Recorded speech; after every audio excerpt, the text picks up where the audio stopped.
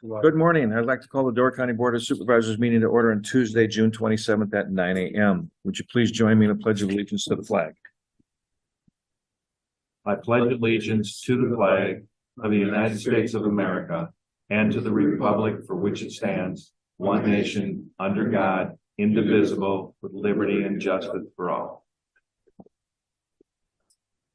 Roll call.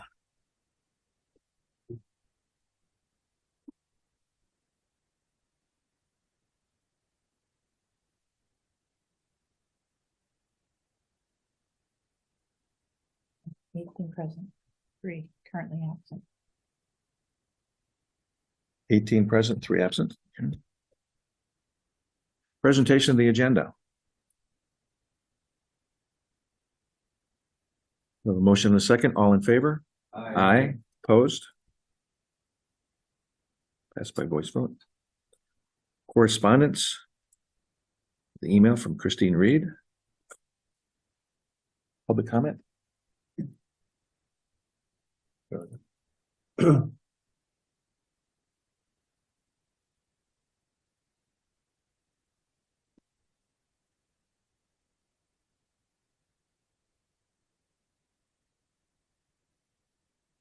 Okay, if there's individuals online that'd like to speak, you can raise your hand. Then I can put you into the queue and you're allowed 3 minutes to speak. So I have one individual on, Paul's on. I'm going to move you into the queue. And if you unmute yourself, you have the floor for 3 minutes. Hello, my name is Paul Zahn, 7946 West Cedar Drive, Forestville. Good morning. I would like to discuss a tremendous amount of pond weeds, milfoil, and spreading cattails taking over the milk pond. Last year was bad, but this year it's much worse. Half of the lake is lost due to weeds and cattails spreading. The main channel is filled with thick weeds, making canoeing, kayaking, and boating impossible. I and others tried boating, but prop instantly gets clogged with weeds. And this started very early this year, and these are invasive weeds. Last year we were told these weeds would die out, but obviously that's not the case. Many of us would like to know what is planned to alleviate this. Thank you very much. Thank you. Is there anyone else who would like to speak online? Oh, excuse me. One second. I'll come back. I'm just doing online first. Anyone else online who'd like to speak? And for the final time, anyone online who'd like to speak? Okay, we will now go to the in-room here. So David, you can run that part. If you'd like to come up to the mic, please, and give your name and address. My name is Jerry Witt at 658 North Forest Drive. As Paul Zahn was just talking about the weeds and the cattails, it's gotten so bad that I can't even go out on my deck and enjoy the pond at all. It's just completely closed us in.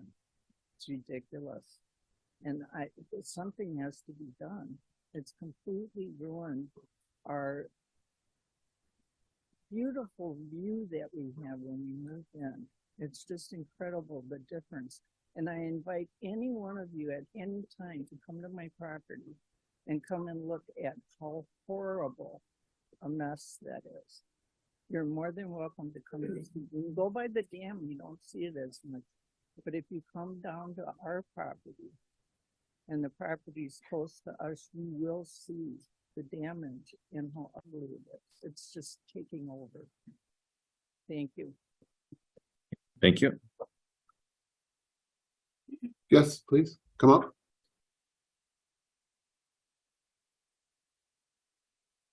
Christine Reed, 597 Sleepy Hollow Drive. There was recently an article in the Pulse titled "How Much Manure is Too Much?" I'm quoted in that on behalf of Friends of the Forestville Dam. Steve Lutoff is quoted on behalf of BCEC, requesting, and this goes back to the January board meeting, we requested that Door County adopt a similar ordinance to what Kewaunee County has. In that article, there was a response from Sean Corporation Counsel, where he said he believes that York County's ordinance is stronger than Kewaunee County's ordinance. And this isn't a choice between two ordinances. We're not pitting York County's ordinance against Kewaunee County's ordinance. Whatever York County has in place stays in place the way that it is. The Kewaunee County ordinance simply adds an extra level of protection for public health and groundwater protection. In fact, the ordinance from Kewaunee County states, it is not the intent of this ordinance to supersede or replace the Wisconsin Agricultural Non-Point Pollution Control Performance Standards and or prohibitions found in NR 1. So there was no intention of outdoing York County's ordinance or pitting the two against each other. The wording that we're looking for, and it can be in the form of an ordinance, it can be an amendment to your current restrictions that you have now, the ordinance that you have in place. It simply says, land use and management restrictions. Waste shall not be mechanically applied to land or allowed to directly drain to landscapes likely having areas 20 feet or less in soil depth to carbonate bedrock during the time period January 1st to April 15th. Unless an exemption is issued, and this can be reviewed and may take action to amend the April date. The wording is very clear. A tremendous amount of work went over several years with the CARS task force to come up with the wording for the ordinance. So the work is already done. The task force spent years working on this. There are forces in the works now to actually enforce this even more, because in spite of the fact that Kewaunee County has had this since 2016, they continue to have contaminated wells. Really, the question is, why wouldn't we do this? Kewaunee County had some supervisors that helped. You have 30 seconds, please. 2016 get this in place. I'm wondering if there are supervisors here who have familiarity with karst hydrology and topography, who would be willing to look at the ordinance. I mean, we copy. There was never the intent to do away with what York County has in place now and replace it with that ordinance. Like I said, it is simply an extra level of protection for karst area that is very susceptible to contamination. Thank you.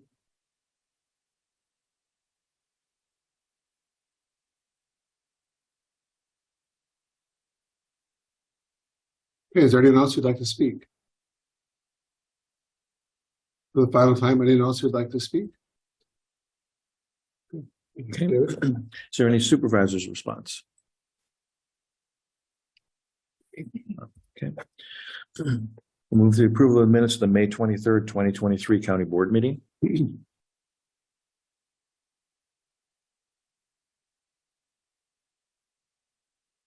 have a motion and a second. Is there any changes, additions, deletions, comments, grammatical errors, other remarks to be made about them?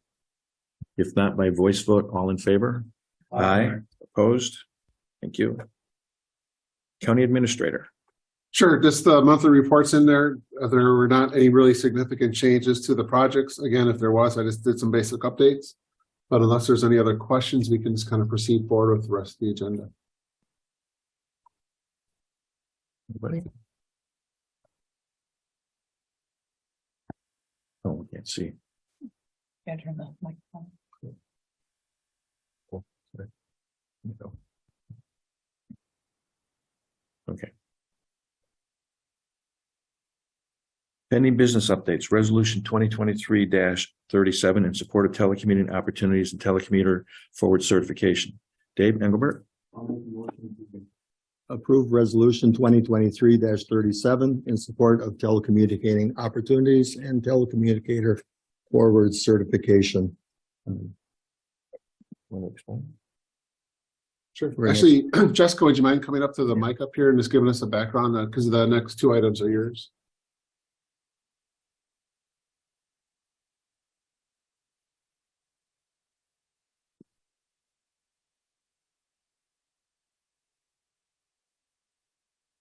Morning. So you just want a background on them? We'll get this quick summary. So the background on that would be that I believe it was 2018, we adopted a resolution to become a broadband forward community with the Public Service Commission of Wisconsin Broadband Office, to show that we were a broadband forward community in Door County. So this is an additional layer to that to show that we are a telecommuter forward county as a whole. Liberty Grove has been registered as a telecommuter forward community for the past 2 years. And this is in support of a lot of our broadband expansion work that we are going through currently in the county with our municipalities. Sure, is my mic not on? Yeah. Oh. It's on. Just talk real close. Okay, so I'll talk louder. So this is in support of our broadband expansion across the county, and the work that we are doing with our municipalities and our committees. It also would show that on the map that the Public Service Commission has for this work, for people that are looking for telecommuter forward communities to move into and work remotely, it would show us on the map that the Public Service Commission of Wisconsin has as well. Thank you. You're welcome. Any questions? No questions? Okay. Thank you. Wait, stand. You can stay up. Should I stay? Yeah. By voice vote, all in favor? Aye. Opposed? Carried. Thank you. Resolution 2023-49. Approval of the Public Service Commission of Work of Wisconsin PCS Broadband Equity Access and Deployment Local Planning Grant to the Door County Broadband Office. David? I'll make a motion to approve resolution 2023-49. This grant allows, it's for $15,000 and it's for Door County working with New North and other counties signaling support of broadband access within the county. And I'm sure Jessica can add to that. Okay, thank you. Sure. So this grant will allow us to continue to work through the next year regionally with the other 15 counties that have signed to do this work as a region. So we are all working together under the New North and looking at our broadband plans that will help impact and assist the Public Service Commission in their 5-year action plan that will be written and submitted to NTIA so that we can receive our federal BEAD funding for Wisconsin. Announcements just came out yesterday. Wisconsin was allotted just a little over $1 billion for BEAD funding, and the first round of that funding will be issued to the state in early 2024. We will receive about 20% of it. So the work that the counties are doing together, whether they are doing it individually or doing it regionally, we are all looking at what our individual county plans will be. We are submitting them to our redo, which is New North in this case, and they are compiling and answering the work, submitting some reports to the Wisconsin PSC Broadband Office. So they have an idea of what each individual county will be doing and what their broadband expansion plans will be. Thank you. Sure. Any questions? Yeah. We will go to the voter board.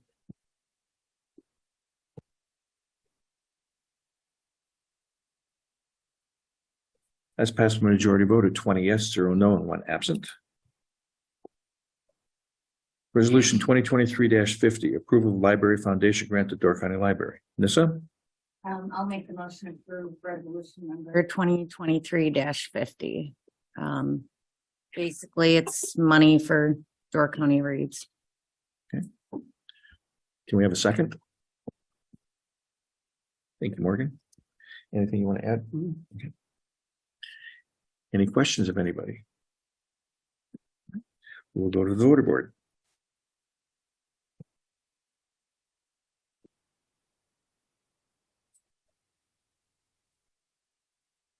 That's passed by majority vote of 20 yes, 0 no, and 1 absent. Resolution 2023-51, approval of the grant and donations to the Facilities and Parks Department for John Miles County Park ADA and Intergenerational Playground. Roy, Chair, I move to approve resolution number 2023-51 for the approval of the grant and donations to the Facilities and Parks Department for the purpose of playground equipment at John Miles County Park to make it ADA accessible. any further explanation? I can give a little bit more. This is fully funding this playground equipment, and the bids will be going out this year if this gets approved, and hopefully early in 2024 that this playground equipment will be installed. I believe our facilities director is here if he wishes to make any further comments. Wayne, any comments? Okay. Any other questions? If not, we'll go to the voter board.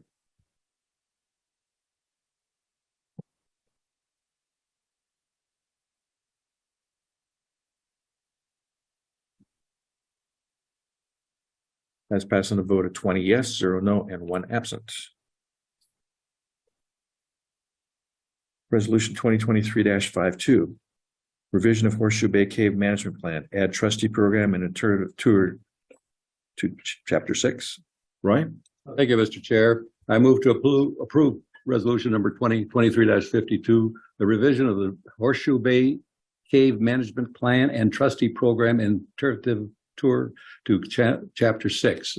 It's quite extensive, and if you'd like to have our facilities director explain it further, he is present right now.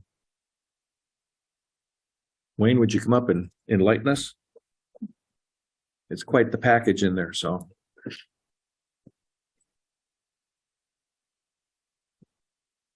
It is, I checked. Yeah, absolutely. And I can fill in where we might have to. Good morning, everybody. We had our management plan and we reserved chapter 6. What this is just filling in that reserve section to put in place our trustee program to make sure that we have qualified trustees to take people into the Horseshoe Bay Cave. And we have a mechanism for doing that. The interpretive tour provision is more a guide on how those tours look, what material is going to be presented, because the trustees may not be experts in every subject matter that touches on the cave. That really is something that you could look at as a trustee, learn from, and present the tour based on. So really it's just updating the management plan for those two areas that we did have explained, and it's filling the gap.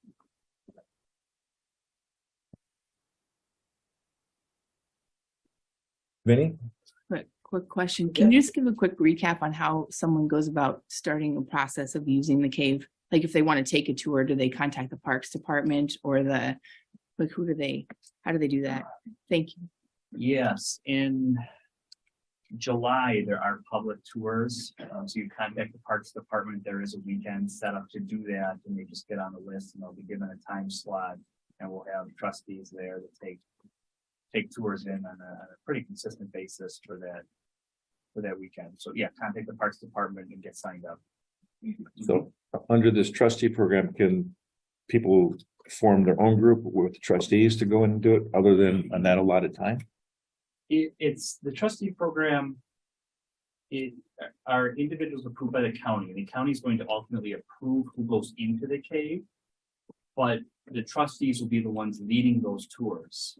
For instance, we not long ago had a group of students from Gibraltar and Sebastopol go in, and we had a group of 3 trustees and a member of the DNR, the 4 trustees and of the DNR that took them in.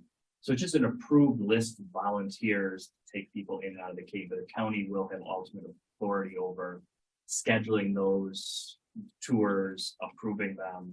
So it's not gonna be, so we just hand someone a key and say, whatever you wanna take someone in, go ahead. But you can approve groups to do that other than during July. Yeah, absolutely. okay, that's- If there are groups that want to go in, they just need to schedule it with the Parks Department and coordinate. All right, thank you. Anybody else?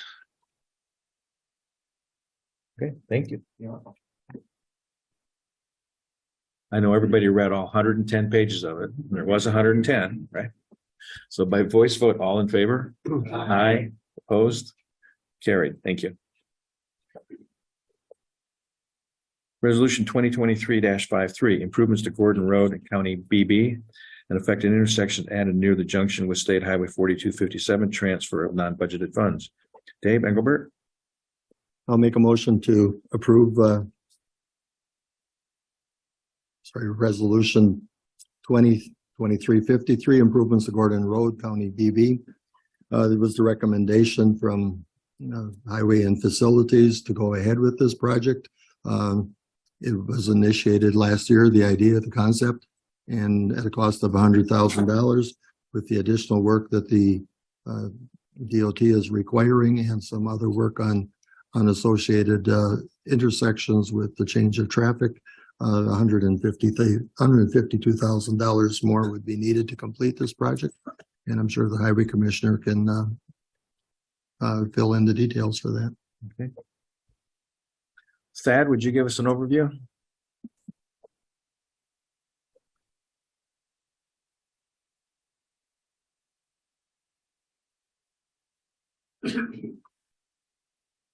Morning. Good morning. Thank you all for the opportunity and consideration for this project. As you remember, last year, we brought forward the idea of changing Gordon Road, County BB 4257 interchange to a right turn only to help alleviate a lot of the accidents that are happening at that intersection, especially now that there is going to be a child care center built or is being built not far from that intersection, which is going to add a lot of traffic to that intersection. We had a state approved plan that came very late in the year last year that we weren't able to do the project. And in that plan, there were some suggested changes. We had planned the 100,000 to do our improvements on County BB, Gordon Road. But the state has added some things that they wanted done on the state highway system, like we have to add some delineator, reflective pucks, I call them. They're state reflective tape that has to go from the island so that traffic turns south or right off of Gordon Road cannot cross over and turn and go north. So it's restricting the traffic there. We have to go down the road 100 feet with those. We are also being asked to put in a acceleration lane with a taper that amounts to another 250 feet. We have to excavate, pave, shoulder. We have to improve the culvert that goes under the road at County BB. We're actually going to put a structure in there to collect water coming down the road and extend the culvert southbound to help collect the water from all the lots in the ditch line to go north. And in doing so, there's some improvements that we need to do more on our section on both ends of Old Highway Road, with being Egg Harbor Road and Gordon Road, BB, which are both our roads. We need to improve the turning radiuses for vehicles who may be using that instead of going to the right turn to the roundabout in both directions. And at the Egg Harbor Road and Tractor Supply end, if you will, if you're coming out of town on Egg Harbor Road and traffic that wants to turn on Old Highway Road, that paved shoulder has deteriorated very badly and is going to, if we're going to add traffic to that area, we need to spruce that up also. So in doing all of that, with the new estimate from the engineers, we have approximately just under $152,000 worth of shortfall we'll have to complete the project. Now, the state has received a grant to put a roundabout in there. The state projects take 4 to 6 years from ink to completion. That would make 2027 the earliest. Could be up to 2029. The state has informed me that with all the attention that this intersection has gotten, from highway department, a few of you people, town Sebastopol. I contacted our representatives, Andre Jacques and Joel Kitchens, who have helped with this. They're trying to fast line it, but realistically, I still don't see anything till probably 27, probably the earliest. There's some land acquisition that's going to be needed for this, and a couple of public input sessions. Also, in dealing with that, the state has informed us that between July 1st and September 1st, there's to be no lane or shoulder closures on the highway system. So at this point, they're asking us not to start before Labor Day.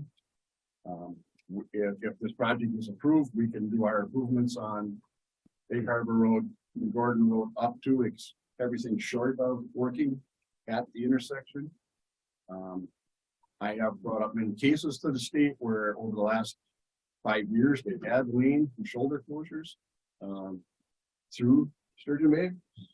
So I'm appealing that and I'm pushing that. Our state DOT rep, maintenance rep for our region is also on board with that, and the regional office is on board with that. So we're attempting to push the state to allow us to do something sooner. So to sum it up, the complete project, I'm asking up to an additional $152,000. We may come in under this, but that's what it looks like it's going to take to complete this project and have it done this construction season. Yeah. We have some questions.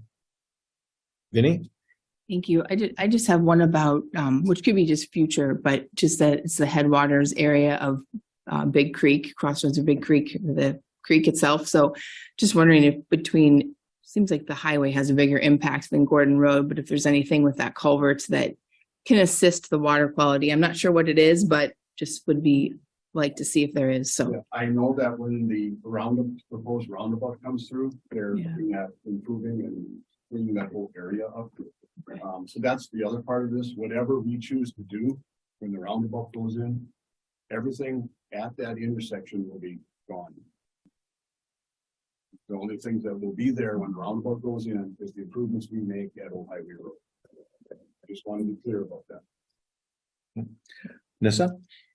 Thank you. So my question doesn't really change my vote, more of just curiosity. Have we had any accidents this year there? Or even this tourist season yet? Not yet. Okay. I can say I missed one yesterday. Thank God. Hey, It was my congrats. driving. And by the way, that was a non-Wisconsin plate. The DOT has told us at several of our Highway Safety Commission meetings that the fix that we're proposing is not going to change the frequency of the accidents, because the most frequent accidents are rear impacts for those that are heading north, turning west to go on BB. But the most severe ones are those who are coming off of BB and trying to go north. That's where the most bodily injury or death has occurred in the last 10 years. But the most frequent accidents happen more often are the rear impacts northbound. Todd? Yeah, just clarification. You had mentioned that for this project, there would be public comment and land acquisition. That's not for this improvement, that's for the roundabout, right? Correct. Okay. Correct. All right. Okay. Any other questions for Thad? Thank you. Thank you. 2/3 vote. Yeah, this will require a 2/3 vote. We'll go to the voter board.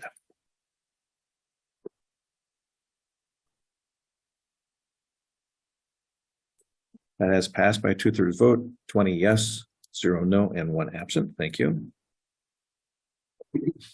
Resolution 2023-54, Aging and Disability Resource Center door installation, transfer of non-budgeted funds. Dave Engelbert. I'll make a motion to approve resolution 2023-54, Aging and Disability Resource Center door installation, the transfer of non-budgeted funds. Came to the attention of the department through the fire department that the way they were using some of the rooms that they could not have locked doors where the exit was necessary. So a second door is needed to be added. The estimated cost is $16,200, and the dollars would be coming from an unbudgeted grant that was received, and cover the cost of the project. Okay, thank you. Questions? Anything else you want to add? Okay, we will go to the voter board. 2/3 vote again, yes.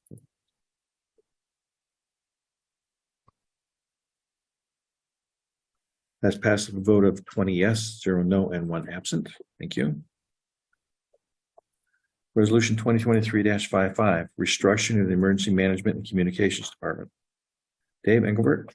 Thank you. I'll make a motion to approve resolution 2023-55, restructuring the emergency management and communications.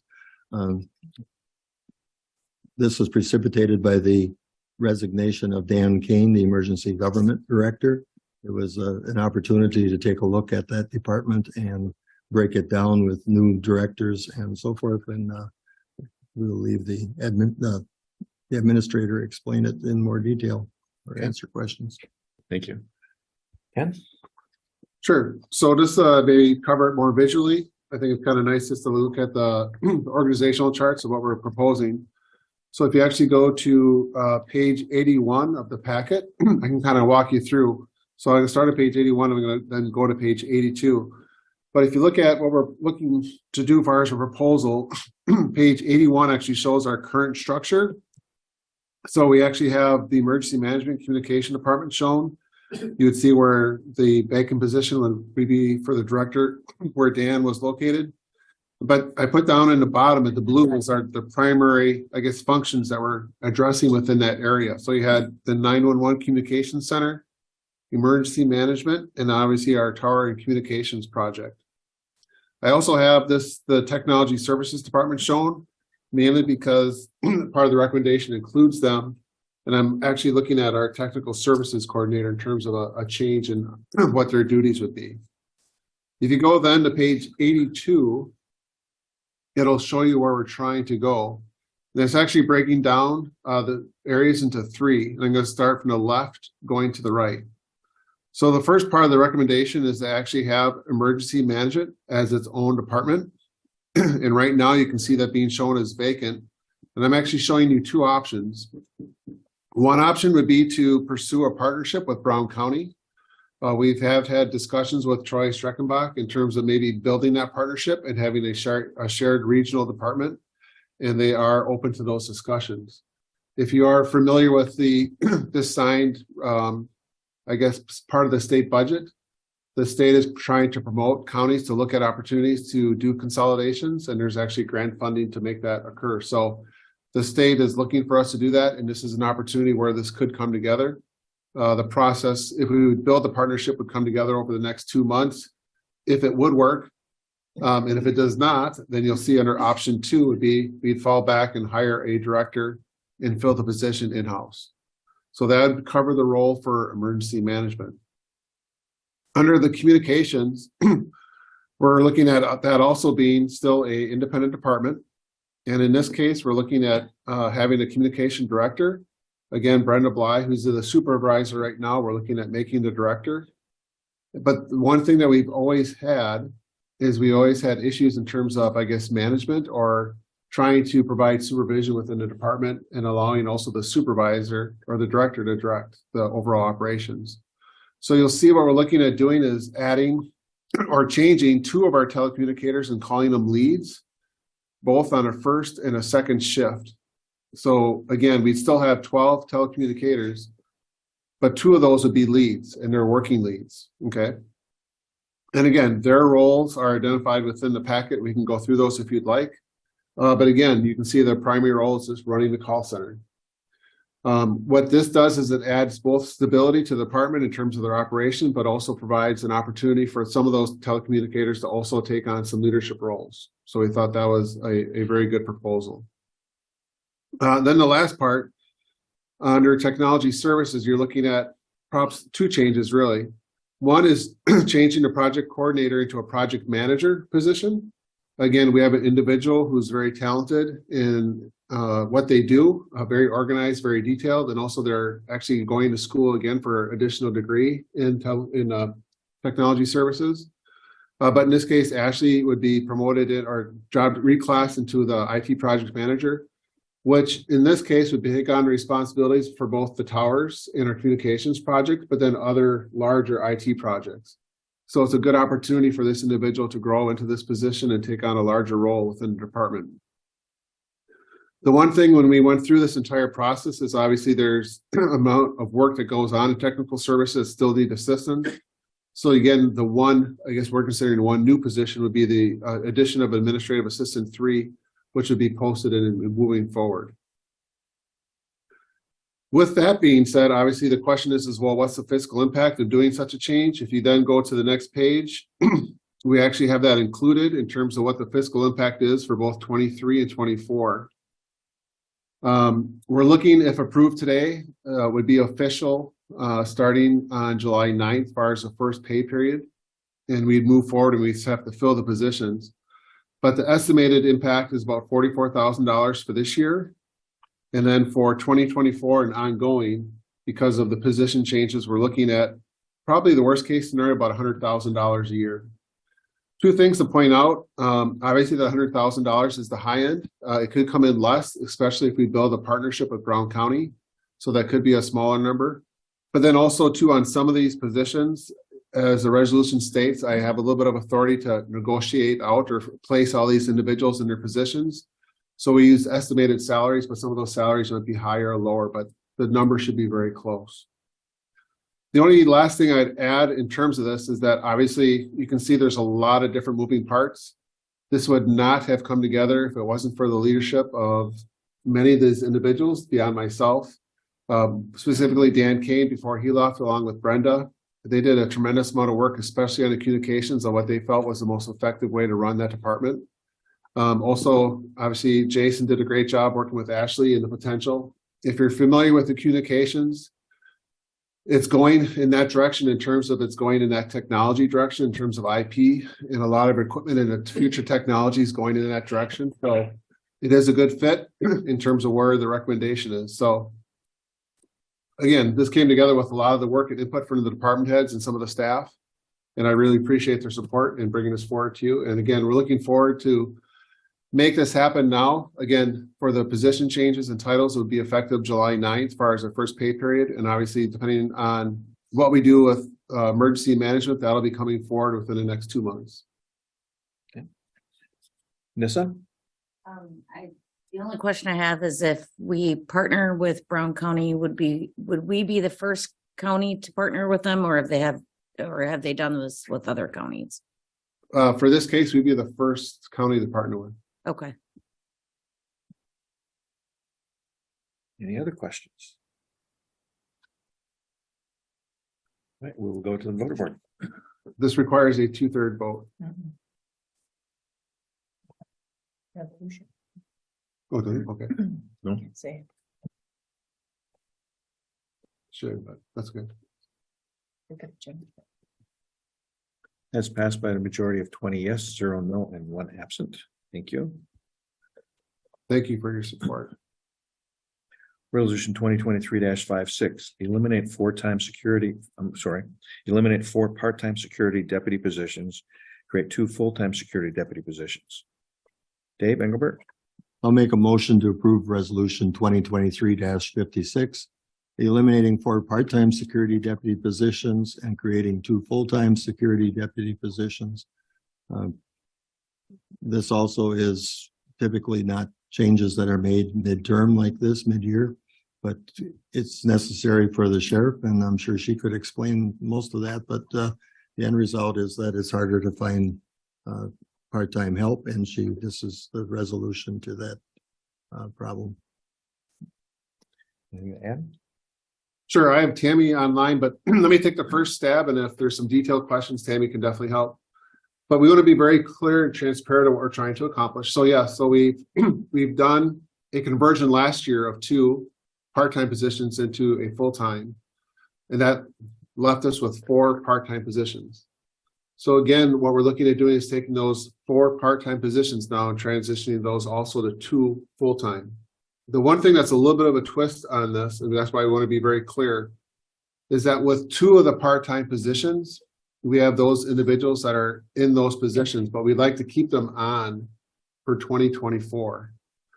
And then we'll have obviously part of that discussion, both as part of the budget process, but there's 2 things that are really in flux. So next year, we are starting our negotiations with the sheriff unit and really the jail. And one of the things which we're interested in doing is potentially implementing a pitman schedule. If we implement that schedules through our negotiations, that impacts our staffing. So in essence, with that in flux and what's happening within our operations, we want to keep those part-time positions there because it just helps us control overtime. The other part of the reason we were trying to keep the positions in part-time, we explained this both at all 3 of the committees, is that we have, I guess, 2 the name escaped me, not military assignments, deployments. Yeah, deployments, sorry. So we have 2 deployments, one starting in October that goes into the year, and then once it gets back, then we have another one. So with those deployments, we're going to be short-staffed. So one of it's actually one of the part-time positions, and then one's going to be actually a full-time position. So again, to control our overtime, again, we're asking that we very transparent that we keep those part-time positions, I guess, on the books as part of the budget process and in the next year. And then one way or another, depending on what happens in the negotiations, whether we go with the pitman schedule or not, we're going to have to try to address our staffing. So it could be one of those things where those positions are eliminated and we go something different with the pitman schedule, or we might be back here next year saying that we actually do need these part-time positions just to maintain our staffing and control overtime. So we're trying to be very transparent in the conversion. But again, there's a couple of different moving parts in terms of why we think we need to keep those part-time staff here. And actually the staff that are in there do excellent work for Tammy. So I know she wants to keep them. So, but again, we're trying to be as transparent as possible in terms of what we're trying to get through today. And again, the reason why we're doing this now, I guess, quote unquote, outside of the budget process is really because of we've had 1 position open almost a year now. And again, with that, we really need to get that more stabilized because again, we're at minimum staffing within the jail itself. So there's a critical need in terms of trying to move this forward. Tammy, want to add anything? And then Tammy, I'm sorry, you're more than welcome to add anything if I missed it. I apologize if I did. No, I think Ken, you did a great job summarizing it as we explained throughout all the committees. It's really coming down to we're really having a hard time finding individuals that would be willing to leave a full-time job to come to part-time. And again, with the deployments, we're going to be short-staffed. So I think at this point, it's our best option. And again, being very transparent, really union negotiations are going to drive what we do next. Thank you. Any questions? Okay, we'll go to the voter board.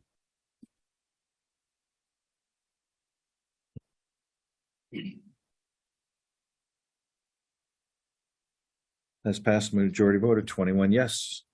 Thank you. Ordinances. First is a report from the Geithner zoning map amendment. Dave Enigo. Mr. Chairman, I'll make a motion to accept the report from Geithner zoning map amendment. A motion and a second. Any questions? Any explanation?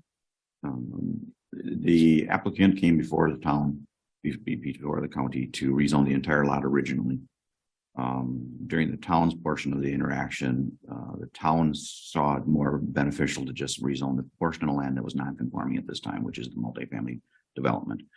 The applicant didn't provide any real documentation as to what the intended potential use for the rest of the lot was. And the town requested this, so we decided to go with a modified amendment. And because the high probability the town would have submitted a request to turn it down. That next step they're able to do. And we have not received any letter from the town refusing this option, so. Questions? Since this is a report by voice vote, all in favor? Aye. Opposed? Carried. Ordinance 2023-02, the Geithner zoning map amendment. Dave, Anago. Mr. Chairman, I'll make a motion to approve zoning map 2023-02. If we ever get to that point. I'm stuck.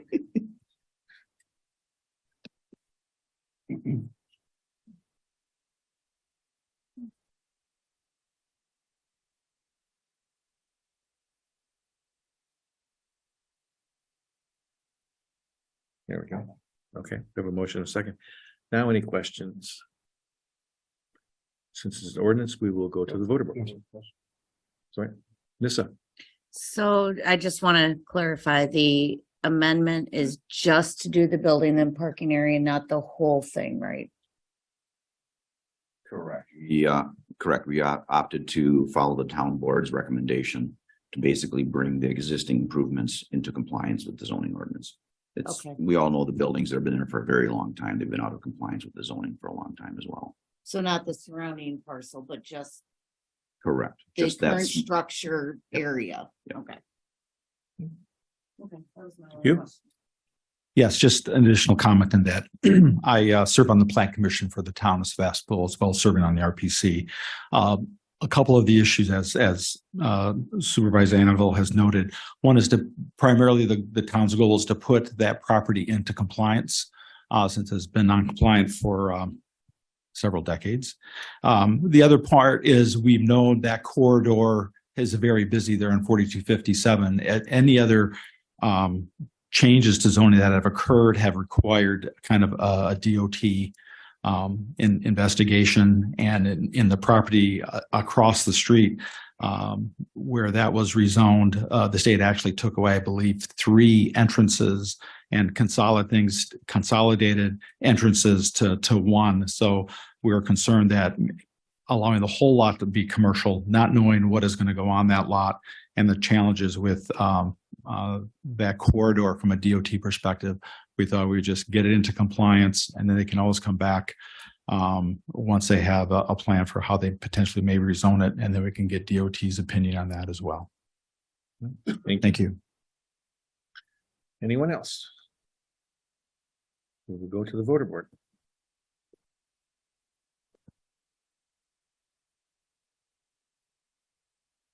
It's passed by majority voted 21 yes. Thank you. No special reports, new business, any oral committee reports from anyone? Review of any committee minutes? Review any vouchers, claims, and bills, or questions about them? Announcements, next county board meeting is Tuesday, July 25th at 9 a.m. Just one other announcement, just so you can mark your calendars in advance. We're looking at doing our county board retreat on September 6th from 8 until 1. That's a Wednesday. Again, September 6th from 8 until 1, our county board retreat. They're always fun. They're always fun. We'll rename it the Fun Retreat. The fun retreat. The county board fun retreat. Same location? Yes. Yes. Yep. At the landmark. Do you have anything? 8 I a.m. just want another show of hands on WCA. Okay. attendance. Okay. And then for me, just another show of hands that you are going to WCA. So I have not registered anybody yet, and I want to make sure I've caught everybody. Hey, I know. So I can actually go this year. I have rooms, so we'll see. Dale, Again, keep them up for a second. So we can- Yeah. But-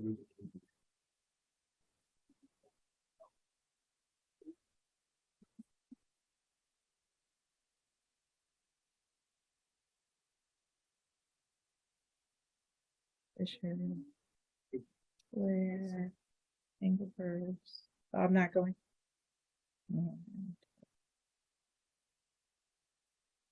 Okay, I think I got it. Yummy. September, it's on your thing, 17th through the 19th in the Dells. Now, I have rooms booked. Hopefully you have all raised your hands prior to this when I asked you if you needed a room. We'll do some comparison and see what we get, so. Sure. With that, a motion to adjourn would be in order. Oh, got it.